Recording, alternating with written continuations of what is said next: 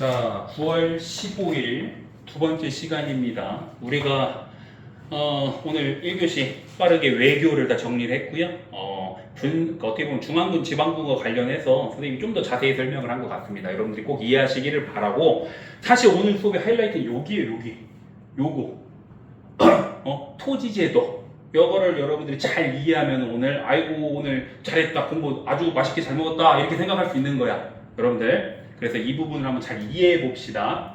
자, 이제는 조선 전기의 경제, 사회, 문화, 이쪽을 보는데, 우리가 왼쪽이 경제, 사회, 오른쪽이 문화입니다. 문화는 여러분들 사실 우리 저번에 했던 거 똑같은 거 또 써놨어요. 우리 정치사 때도 내가 여러분들 막 써놨잖아요. 훈민정음 이런 거, 농사직서 이런 거 여기다 또 써놨어요. 그냥 여러분들 헷갈리지 말라고 또 써놨고요. 여러분들 잘 보시면 되는데요. 일단 왼쪽부터 봅시다. 자, 아마 여러분들 저번 수업 때 또 대략적으로 설명을 했어요. 이 토지제도와 관련된 부분. 이거 사실 지금의 봉급제도죠. 지금의 봉급제도인데, 지금처럼 우리가 열심히 일한 대가로 해서 통장으로 쏴줄 수는 없잖아. 토지를 줬는데 여기서의 토지를 주는 거는 소유권이에요? 수조권이에요? 수조권, 세금을 거둘 수 있는 수조권이죠. 이건 고려시대 때도 전시과제도라는 게 있었고요.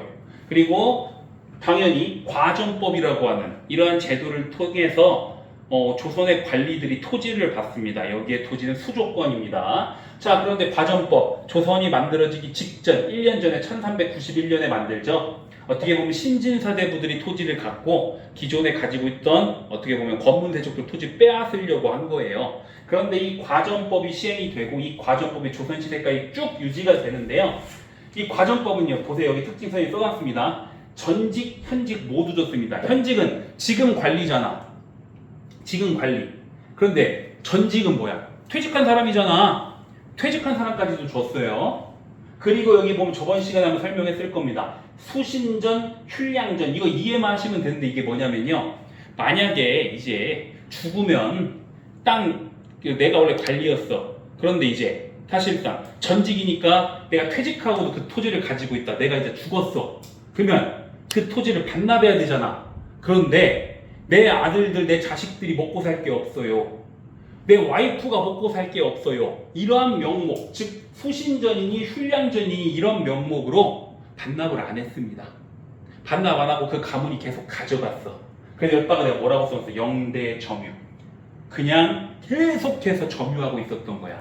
반납을 해야 되는 게 원칙이에요. 어찌됐건 죽으면 현직으로 일하다가 퇴직하고 전직이 됐죠. 그러면 이제 전직도 어찌됐건 가지고는 있었어. 그럼 내가 죽었잖아. 그러면 이제 반납해야 될 거 아니야. 근데 반납도 안 하고 수신전이니 휴량전이니 그런 명목으로 영대점유, 끝까지 그냥 계속해서 가문이 물려받으면서 그 토지를 가지고 있었다는 거예요. 그러면 국가에서 새로운 관리들한테 수조지가 부족하겠죠. 부족한 걸 이해하셔야 돼요. 그 다음에 직접 징수, 이건 뭐냐? 세금을 거들어 가. 여러분들이, 자, 여기 민서가 여기 교실에 농민이요. 근데 민서가 이제 수조지는 내가 여기 그 3학년 1반 교실이 내가 수조권자야. 그럼 민서는 열심히 일해서 나한테 줘야 되잖아. 근데 직접 징수라니까 민서는 원래 10분의 1만 주면 돼, 원래. 근데 내가 좀 더 내놔 하면서 막 더 가져가 버려. 그럴 수도 있잖아. 신분제 사회이기 때문에. 직접 징수를 함으로써의 문제점도 있었다는 거야. 응? 룰은 1결, 우리 10분의 1이거든요. 근데 10분의 1을 매번 계산할 수가 없잖아. 그래서 1결당 30두가 보통 그냥 규범처럼 됐습니다. 10분의 1인데 매년 10분의 1을 계산할 수 없으니까 그냥 1결당 30두씩 내. 그게 기본이에요. 자, 그래서 결국에는요, 과정법은요, 현직뿐만 아니라 전직도 가지고 있었고요. 죽음은 반납해야 되는데 수신전, 휴량전의 명목으로 반납도 안 했고요. 그러니까 토지가 부족하겠죠, 수조지가. 직접 징수, 원래는 1결당 30두를 내야 되는데 직접 징수를 함으로써 깡패짓도 하고 그럴 거 아니야. 이러한 문제점들이 있었다는 거예요. 그러다가 먼저 실시된 게 여기는 공법입니다. 우리 저번 시간에 기억나세요? 세종대왕의 업적 중에 공법, 전분 6등법. 이거는 토지를 6등급으로 토질에 따라 나눴어요. 근데 핵심은 영분 9등법입니다. 이거 다시 기억나세요? 자, 1결당 30두씩 하는 게 사실 부담도 되면서 이게 30도라고 해놓고 더 가져갈 수도 있고 그러니까 국가에서 기준을 정해준 거예요. 풍년과 흉년에 따라서 예를 들면 이번에 풍년이야. 그러면 상상년이요 하면 어떻게? 20말, 20도. 1개월당 20도를 내. 근데 이때는 완전 망했어. 올해는. 그래서 하하년이요 하면 4도만 내면 된다는 거예요. 국가에서 정해준 겁니다. 이렇게. 원래는 30도, 1개월당 30도, 이게 10분의 1인데 보통 30도였어요. 30도씩 내던 거를 풍흉에 따라서 나누어서 좀 더 합리적으로 세금을 걷는 거죠. 농민 입장에서 좋을 거 아니야. 이 공법 중에서도 연분구등법입니다. 이거를 실시한 왕이 세종대왕이다 정도 알고 계시면 돼요. 아시겠죠? 처음에 과정법을 실시했습니다. 그러다가 과정법이 보통 세금을 걷어서 수도지를 어떻게 보면 관리가 갖는 건데 농민이 보통 세금을 낼 때는 1개월당 30도씩 냈는데 이제 풍흉에 따라서 좀 더 합리적으로 나누어서 내게끔 하는 게 바로 공법이고 세종대왕 때 실시했다라고 보시면 되겠죠. 자, 그 다음에 다시 와서 공법이 먼저 시행이 됐어요. 그 다음에 세조. 자, 세조는 내가 맨날 얘기하는 거예요. 왕권 무지하게 강화시켰죠. 왜? 자신의 조카 단종을 죽이고 어떻게 보면 제껴버리고 왕이 됐기 때문에 이 세조 입장에서도 좀 정통성이 필요하니까 개혁을 겁나게 했단 말이야. 왕권 강화시키고. 자, 그러다 보니까 그 개혁의 하나가 직전법입니다. 자, 과전법을 하다 보니 토지가 없어. 줄 토지가 없어. 관리들한테 줄 수조지가 없어. 그래서 전직 말고 누구만 줘? 현직만 주고. 그리고 영대점유할 수 있는 수신전, 휴양전 아예 없애버렸어요. 그럼 현직자만 갖는 거야. 퇴직하면 토지 반납해야 되는 겁니다. 왜? 줄 토지가 없으니까 이렇게 한 거야.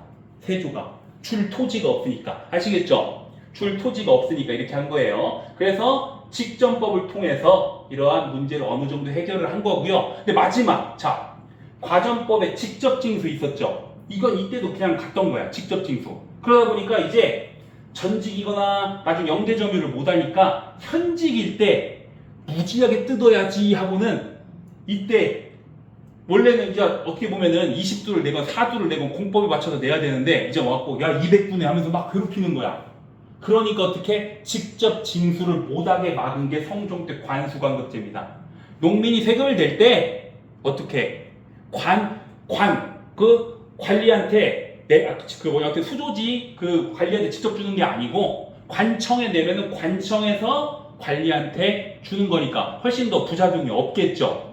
그렇기 때문에 이 관수관급제를 통해서 직접 징수까지 막음으로써 여러한 부조리들, 문제점들을 해결했고요. 마지막 명종, 선조의 직전, 임진왜란 직전에 있던 왕입니다. 명종 때는 수조지가 아예 없어집니다. 이제 봉급만 줄게, 쌀만 줄게, 봉급만 줄게 하면서 아예 없어진 겁니다. 그래서 수조지라는 게 쭉 있다가 이 명종 때 없어진 거예요.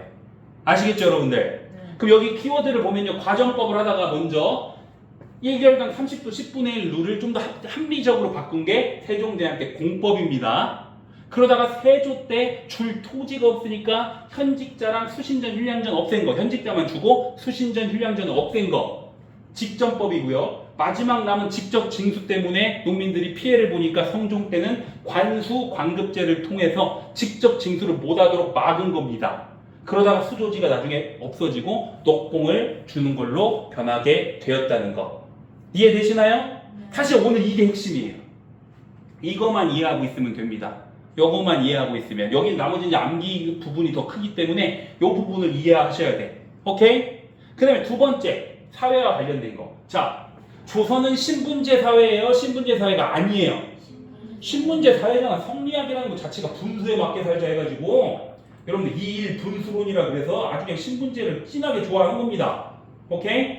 자, 그런데 여기 보시면 신분제인데요. 처음 여러분들 신분제가 두 가지가 있어요. 크게 보면 이해해야 될 거.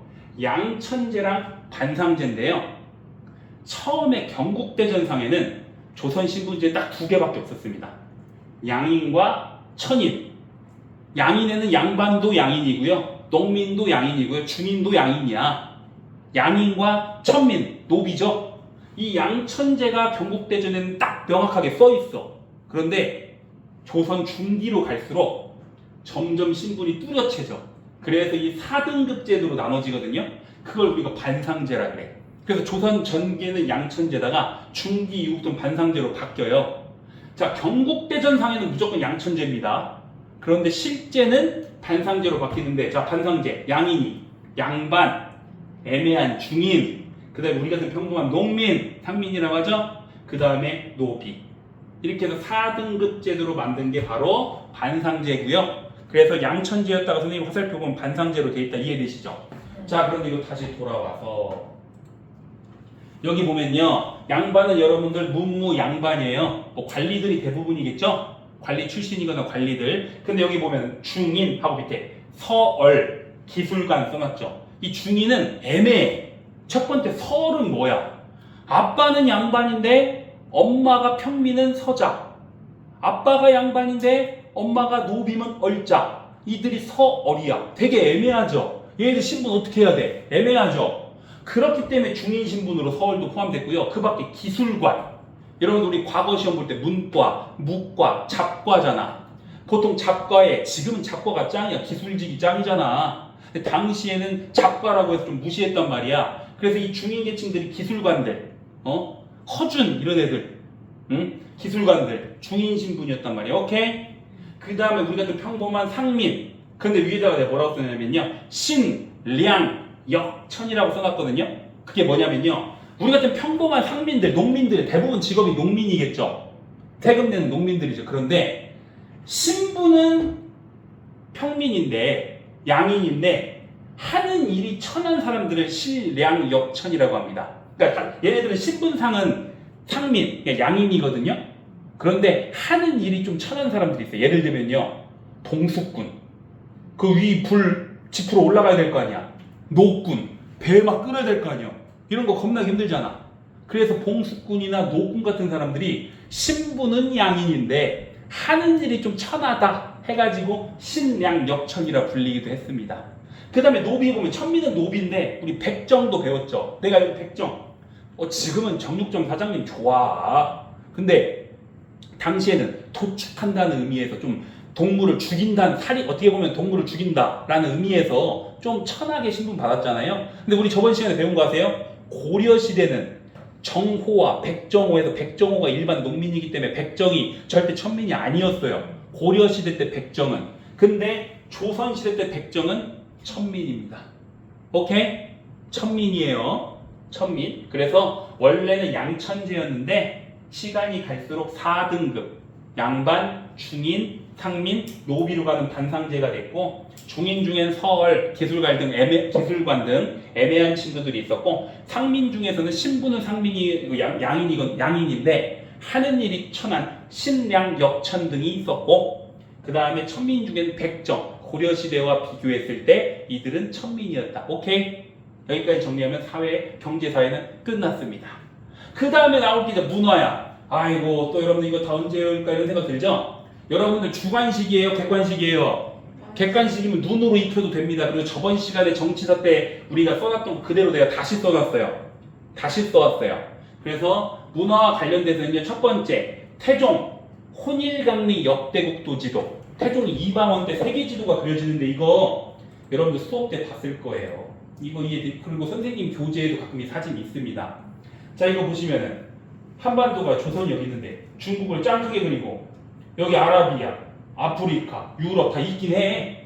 자, 아메리카는 없죠. 아메리카는. 그런데 중국 중심 세계관이 아주 그냥 뿜어져 나오죠. 이게 바로 태종 때 있었던 세계지도 혼일강리 역대국도 지도입니다. 태종 때예요. 오케이? 그 다음에 여러분들, 자, 다음에 여기 보시면 잠깐 보자. 자, 여기 보시면 여러분들 태종 때 주자수라고 하는 기구를 설치하는데요. 주자수가 뭐냐면 금속 활자 만드는 곳입니다. 금속 활자, 글자를 만드는 금속 활자. 그래서 주자수를 통해서 태종 때 금속 활자를 만드는데 그 이름이 개미자입니다. 주자수는 금속 활자를 만드는 기구고 그 주자수를 통해서 만든 금속 활자가 개미자예요. 개미자 이렇게 생겼습니다. 이런 거 있잖아요. 이런 거 금속 활자 찍어갖고 지금이야 타이핑하면 되지만 그렇게 타이핑을 못하는데 직접 손으로 쓸 수는 없잖아. 그러니까 팍팍 찍어서 쉽게 책을 인쇄하기 위해서 태종 때는 개미자, 그리고 여기 보면은 세종 때는 갑인자를 만듭니다. 이거 구분해 주세요. 자, 태종 때는 주자수에서 개미자를 만들었고요. 세종 때도 금속 활자본 갑인자를 만들었습니다. 이거 구분해 주세요. 아시겠죠? 오케이? 자, 그 다음에 세종대왕 다시 봅니다. 이거 다 여러분들이 눈으로 익히셔야죠. 훈민정음. 이거 선생님 조카도 알아요, 이거는. 이런 거는 여러분들 틀리면 안 돼요. 나오면. 그 다음에 농사직설. 우리 저번 시간에 다 했죠? 벼농사 짓는 방법들. 벼농사 짓는 방법들. 그것들을 정리해 놓은 책이고요. 향약 집성방. 이거 지금으로 치면 의학서적이잖아. 근데 이거 내가 뭐랑 비교할 것 같아? 고려시대 때. 향약 구급방. 그렇지. 향약 구급방 기억이니까 고려고. 향약 집성방 지으시니까 내가 조선이라고 했잖아. 둘 다 의학서적인데 이거 꼭 구분해 주세요. 가끔 나와. 그 다음에 삼강행실도 성리학을 양반만 알면 안 되잖아. 농민들도 알고 평민들도 알아야 되잖아. 근데 글자 모르는 사람이 너무 많아. 그래서 그림을 통해서 성리학 이런 덕목 등을 가르치기 위한 그림 어떻게 보면 동화책. 바로 삼강행실도. 그 다음에 동국세연가. 뭐 이거 노래입니다. 이것도 한번 세종대왕 때 있었던 거. 시가니까 잘 체크해 주시고요. 우리 저번 시간 칠정산도 했죠. 우리 지금 이 한양을 기준으로 한 역법, 달력을 만든 거야. 그런데 여기다 좀 더 추가했어요. 칠정산은요, 내편과 외편이 있거든요. 안내, 바깥 외에서 내편과 외편이 있는데요. 내편은요, 당시 중국의 수시력, 그 다음에 대통령이라고, 여기 좀 잘렸네. 대통령이라고 하는 대통령, 중국의 역법들을 바탕으로 내편을 썼고요. 이 외편은요, 회회력. 이거 아라비아 역법을 가져와서 한 겁니다. 그래서 결국 칠정사는 중국의 수시력과 대통력이라는 달력을 가져와서 우리 거에 맞게 바꾼 거고요. 외편은요, 아라비아 달력을 가져와서 우리 한양을 기준으로 바꾼 거예요. 그게 바로 뭐다? 칠정산입니다. 더 풀네임은 칠정산 내 외편. 오케이? 모두 누구 때다? 세종대왕 때라고만 여러분들이 기억하시면 된다는 거예요. 문제 푸는데 세종대왕 때라고만 여러분들이 기억하시면 돼. 플러스 과학기술 장영실 이런 거 다 빼놨습니다. 뭐 물시계, 해시계 이런 거 뺐습니다. 여러분들 이런 것도 여러분들이 잘 체크해서 틀리시면 안 돼요. 다 세종대왕입니다. 장영실이 나오면 세종대왕. 자, 그 다음에 성종 때도 우리 저번 시간에 경국대전을 만들기 시작한 왕은 누구야? 세조. 완성이 누구야? 성종. 이룰 성자. 성자가 붙은 왕들은 뭔가 이뤘대잖아. 경국대전 지금으로 치면 헌법 만든 사람들이야. 헌법. 그래서 경국대전을 완성했고요. 두 번째, 동국 통감 역사책입니다. 단군 할아버지부터 고려시대까지 했어. 그런데 위에다가 내가 써놨죠? 서거정이라는 인물이 중심이 돼서 썼습니다. 동국통감. 서거정이라는 키워드가 가끔 나와요. 동국통감. 동국 쪽에 있는 통감. 큰 역사. 어떻게 보면 통째로 쓴 역사라는 겁니다. 아시겠죠? 자, 그 다음에 동국여지 승남. 이거 지금으로는 지리서입니다. 지리서. 이것도 성종. 그 다음에 학배범. 이거 저번 시간에 했죠? 궁중음악, 악보. 이런 거 정리해 놓은 거예요. 그다음에 국조오례의. 이거 궁정에 어떻게 보면 의례 같은 거 정리해 놓은 겁니다. 궁정. 왕실의 의례 같은 거 정리해 놓은 국조의례의. 그 다음에 농사직설과 비견할 수 있는 농사책, 농법책, 금양, 잠록. 이것들이 다 여러분들 성종 때라고만 기억해 주세요. 눈으로 많이 보시면 돼. 이거 당연히 까먹겠지. 눈으로 보시면 돼. 눈으로 세종대왕과 성종의 이러한 문화적인 발전상 이런 것들 여러분들이 잘 보셔야 돼요. 아시겠죠? 구분할 줄 아셔야 됩니다. 그 다음에 여러분들 15세기라고 내가 보통 했죠. 이 왕들이 대부분 15세기입니다. 1400년대이기 때문에 자, 이 1400년대의 그림도 두 가지는 기억해 줘야 돼. 강희안의 고사관수도, 안견의 몽유도원도. 이거 그림 한번 사진을 봅시다. 자, 여러분들 고사관수도. 고사관수도예요. 이게 바로 몽유도원도.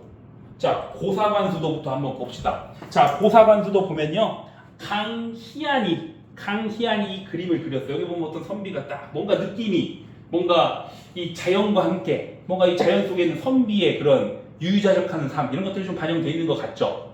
이 고사관수도. 그 다음에 안견의 몽유도원도. 이거 몽유 벌써 이거 꿈에서 본 거야. 이 꿈에서 본 하나의 자연, 이런 아름다운 자연을 그린 건데요. 이 두 가지가 15세기의 대표적인 그림이라고 보시면 돼. 보통 이 두 가지를 보여주고 15세기를 물어볼 확률이 높습니다. 그렇기 때문에 여기 보면 고사 관수도, 그 다음에 몽유 도원도 15세기라는 거 꼭 기억해 주세요. 아시겠죠? 자, 그 다음에 저번 시간 우리가 고려 시대에 청자 이거 공부하면서 처음에 청자, 순청자가 되다가 거기다가 무늬를 그리는 상감청자가 됐다가 그 다음에 분청사기라 해서 선생님 개인적으로 조금 후퇴했다고 보는 분청사기가 유행했다고 하죠. 고려 말부터 조선 전기까지는 이 분청사기가 쭉 유지되다가 나중에 성리학이 훨씬 더 심화되면서 선비의 삶, 백자가 이때 나오는 거예요. 그래서 분청사기 이후에 16세기에 성리학이 뿌리를 완전히 내리면서 백자, 하얀색을 중시하는 그 백이민족 백자가 나오는 겁니다. 15세기 때는 분청사기가 훨씬 더 유행을 했다라고 보시면 되겠어요. 그 다음에 자 여러분들 우리 저번에 고려시대의 대표적인 탑, 중국 원나라의 영향을 받은 경천사지 10층 석탑, 지금 국립박물관에 있는 이 경천사지 10층 석탑 있죠? 이거랑 똑같은 게 원각사지 10층 석탑을 만들거든요. 이 원각사지 10층 석탑 지금 탑골공원 쪽에 있는데요. 누가 만들었냐면요, 세조가 만들었어요. 근데 세조가 왜 갑자기 경천사지 10층 석탑을 보고 원각사지 10층 석탑을 만들었냐면, 세조 시기에 선생님 혹시 이거 기억나세요? 세조가 자신의 조카 단종을 어떻게 보면 제껴버리고 죽였잖아. 그러다 보니까 세조 시기에 갑자기 불교가 조금 진흥되는 그 측면이 있거든요. 그러면서 이 원각사지 10층 석탑도 좀 이때 세조 때 만들었는데 우리가 추측컨대 세조가 조금 당시에 죄책감이 있었거나 좀 단종에 대한 그런 미안함이 있었는지 모르겠어요. 그래도 이 당시에 종교에 좀 의지하고 싶은 마음이 있었는지 모르겠는데 결국 이 당시에 불교가 조금 발전하면서 이런 원각사지 10층 석탑, 이거 세조 때 만든 건데 이전 고려에 있었던 경천사지 10층 석탑 모방해서 만든 겁니다. 아시겠죠 여러분들? 응? 여기까지 문화사 쪽으로 한번 15세기를 정리해봤어요. 보통 15세기는 1400년대고요. 여러분들이 아는 중요한 조선 전개 임금들이 다 이 시기에 있어요. 이 시기에 있고요. 거밖에 고사관수도나 몽유도원도, 그 다음에 분청사기, 그 다음에 원각사지 10층 석탑 정도 여러분들이 추가적으로 15세기 조선 전기라고 보시면 됩니다. 아시겠죠?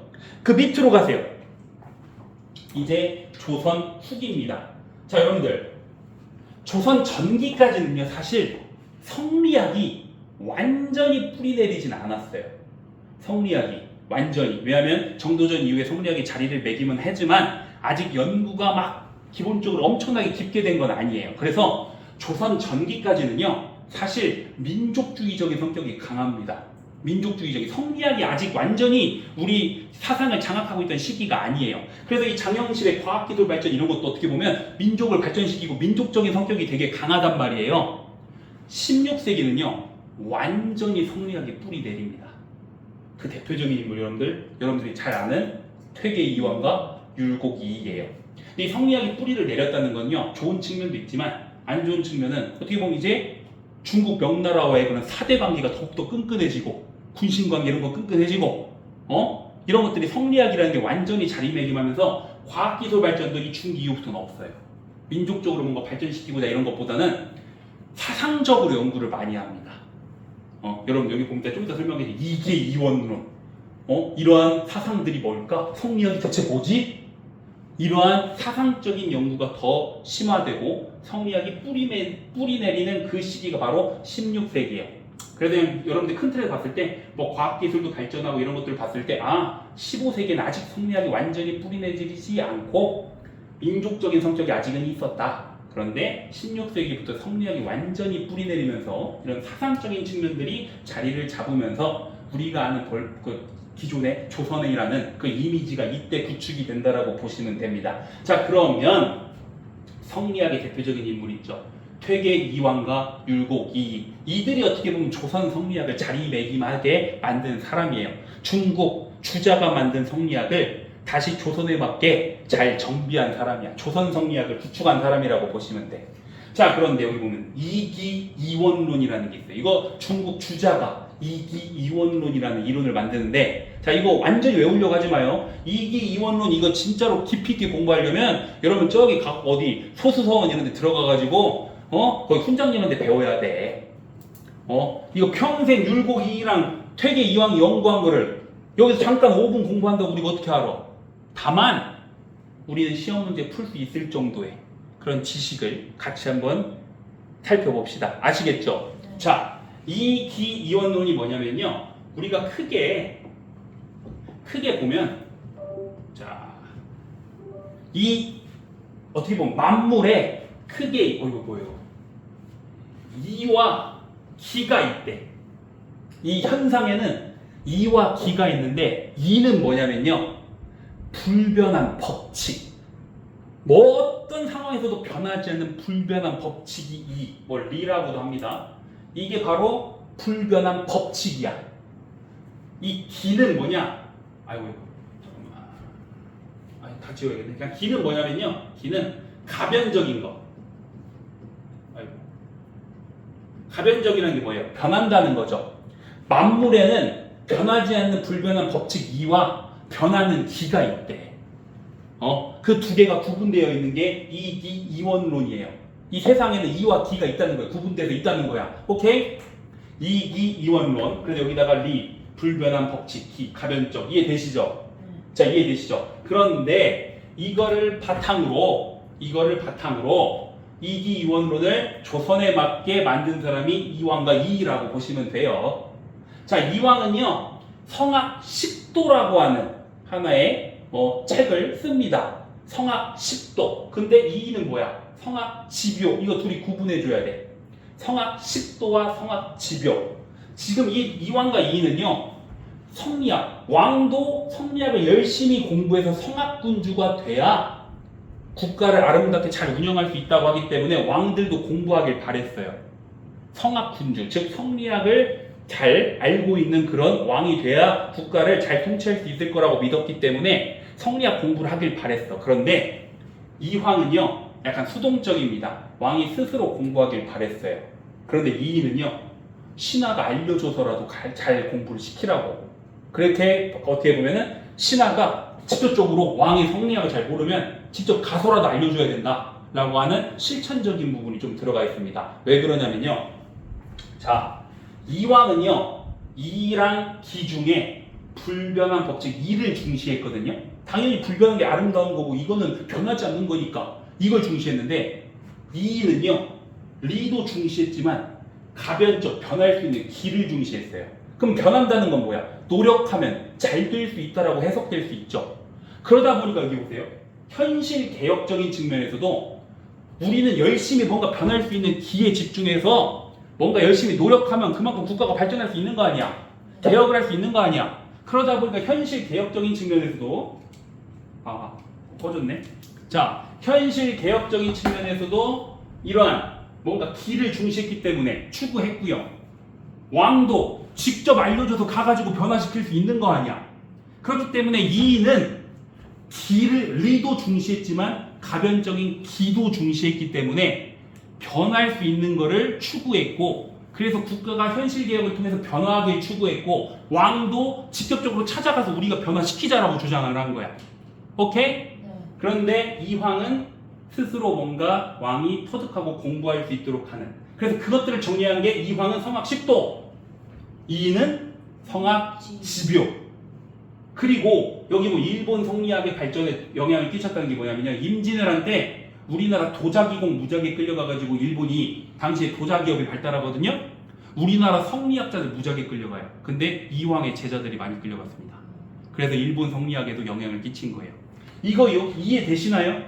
선생님이 딱 요 정도까지만 알면 여러분들 문제 푸는데 지장 없어요. 이기이원론. 만물은 불변한 법칙 리와 변하는 기가 있어. 그래서 이 두 개가 같이 나눠져 있다 해서 이기이원론이야. 그런데 이왕은 리를 중시했어. 그런데 이는 리도 중시했지만 가변적인 기도 중시했기 때문에 변할 수 있는 걸 추구했단 말이야. 그래서 현실 개혁도 해야 되고 왕도 직접 찾아가서 공부시켜야 되고 그런 것들을 정리해놓은 게 뭐다? 성악 집요. 오케이? 이해되시죠? 네. 이 정도면 되겠죠? 네. 오케이 여러분들. 그래서 16세기에는 이왕과 이가 이렇게 성리학을 완전히 조선 성리학을 자리를 매김하고 뿌리를 내려버리니까 여러분들이 하는 그 조선의 이미지, 선비의 이미지가 이때부터 이제 나오는 거야. 과학기술 발전은 좀 무디입니다. 왜냐하면 이 성리학 연구에 우리 학자들이 몰두하기 때문에 이런 민족주의적인 이런 과학기술 발전과 이런 것들은 조금 겨져졌지만 사상적으로 연구를 되게 많이 했고요. 자, 그러다 보니까 그림도 선비의 마음, 사군자, 자 이런 거 많이 봤죠? 뭔가 선비의 이런 깨끗한 백의 이런 느낌 있잖아. 그런 것들이 들어있는 사군자가 이때 많이 그려지게 되고, 또 이의 엄마 이름 뭐예요? 신사임당의 그런 초충도도 이때 그려지는 거야. 응? 초충도. 그 다음 이거 봐봐. 백자, 선비의 마음. 깨끗한, 아까 분청사기가 아니고 성리학이 뿌리 내리면서 백자. 이 백자가 우리도 백이민족이라고 하잖아. 우리 맨날 하얀 옷만 입고 다니잖아. 조선시대 때 보면은 하얀색을 좋아했습니다. 선비로서의 기계 이런 것들을 추구했기 때문에. 아시겠죠 여러분들? 네. 자, 그래서 거의 다 끝났습니다 여러분들. 보시면 백자까지 보시면 되고, 마지막 서원 또 복습하는 건데 좀 추가하는 게 있어요. 자, 우리 저번 시간에 교육기구 중에 서원이 있었죠. 네. 서원은 교육기능 됐지만 제사 기능도 수행했잖아. 제사.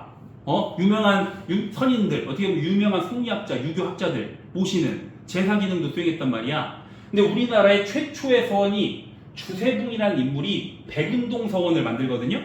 그 영주에 있어요. 저기 경상도 영주에 있는데 백운동 서원을 만드는데, 이때 모셨던 사람이 안향인데, 이거 우리 기억나셔야 돼요. 안향, 고려시대 때 성리학을 최초로 우리나라에 유입한 사람입니다. 그래서 이 백운동 서원은 당시 그 동네 수령이었던 주세붕이 안향을 모시면서 교육도 하기 위해서 백운동 서원을 만들었거든요.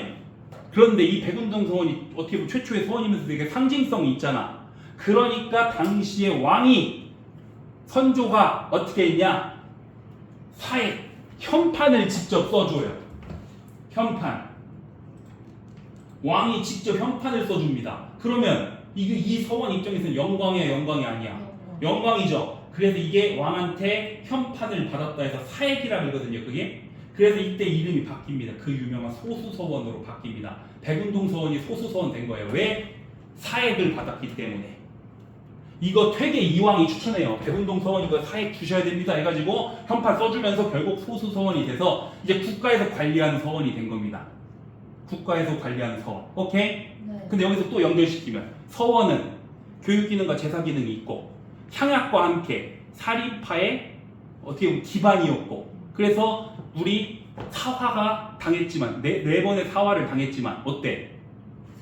살아남았던 이유, 살아남았던 게 죽여도 계속 중앙에 진출시켰던 이유, 바로 서원과 향약이라는 이 살인파의 지방에서의 기반이 있었기 때문이다. 이것도 연결시킬 수 있겠죠? 네.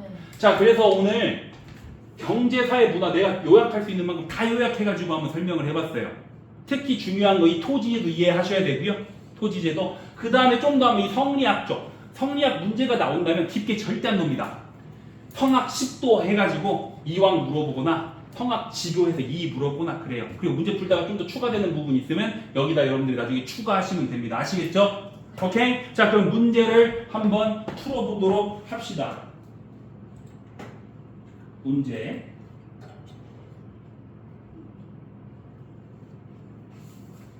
자, 이거 한번 여러분들 보세요. 자, 보시면요. 밑줄근 왕이 누군지부터 한번 봅시다. 자, 이 왕 찾아봐. 세종. 여기 봐봐. 토지의 비옥도와 표명에 따라서 조세에 차등을 줬다. 공법했다. 이 공법 나오면 누구로 가라 그랬어? 세종대왕으로 간다고 했죠. 그럼 답 몇 번이요? 2번 농사직설. 그렇지. 문제 이렇게 풀면 된다는 거. 오케이? 안 어렵죠 여러분들? 나 아까 키워드만 써놨는데 문제 풀 수 있잖아. 그렇죠? 자, 오른쪽에 있는 1번 봅시다. 이것도 한번 봅시다. 성종의 경연에서 신하들과 토지제도 개혁을 논의하고 있다. 그대들의 의견을 말해보도록 하라. 우리나라 수신전, 율량전 등은 진실로 아름다운 것이지만 오히려 일이 없는 자가 앉아서 그 이익을 누린다고 하여 세조께서 과전을 없애고 뭘 실시한 거야? 직전법. 그렇지, 직전법. 이 제도 직전법이잖아. 이 제도에 대한 설명으로 이거 다 몇 번이요? 3번. 현직관리에게만 토지 수조권을 지급했다. 3번이죠? 네. 이해되시죠? 키워드만 알면 문제 풀 수 있잖아. 오케이? 마지막. 자, 서원과 관련된 거 나옵니다. 보세요. 여기 보면 주세붕 나오고, 뭐 이거 여러분도 아시겠죠? 이거 소수서원입니다, 여러분들. 백운동 서원이 소수서원 되고 사액 받았다는 거죠. 이거 답 몇 번일까? 2번 제사와 유학교육 담당했다. 맞잖아. 이걸로 소원 물어본 거예요. 아시겠죠? 키워드는 주세봉 뭐 이런 걸로 우리가 서원을 알 수 있고, 특히나 더 깊게 들어가면 백운동 서원, 사액을 받아서 소수 서원이 된 거, 그걸 연결시키시면 됩니다. 아시겠죠? 자, 여러분들 문제 푸는 데는 크게 이 정도만 알면 된다는 거예요. 여러분들 이렇게 하고 집에 가서 그냥 아무것도 안 하면 어때? 다 까먹습니다. 진도 되게 많이 빨리 빼고 있죠. 그만큼 여러분들이 복습을 하시고 3번, 4번, 5번 보시고 자기 전에 꼭 보시고 공부 열심히 하시고 그러면 10월 18일 날 충분히 여러분들 합격할 수 있어요. 아시겠죠? 그리고 내일 모레 수요일 날 10시에 꼭 신청하시기 바래요. 아시겠죠? 여러분들 집이랑 가장 가까운 곳으로 아마 금액은 한 2만원, 2만 5천원 아마 그 정도 할 건데 여러분들 부모님한테 조금만 지원해달라고 여러분들에게 잘 해가지고 신청하시기 바랍니다. 아시겠죠 여러분들? 자, 오늘 여기까지 하도록 하겠습니다. 여러분들 고생 많았어요.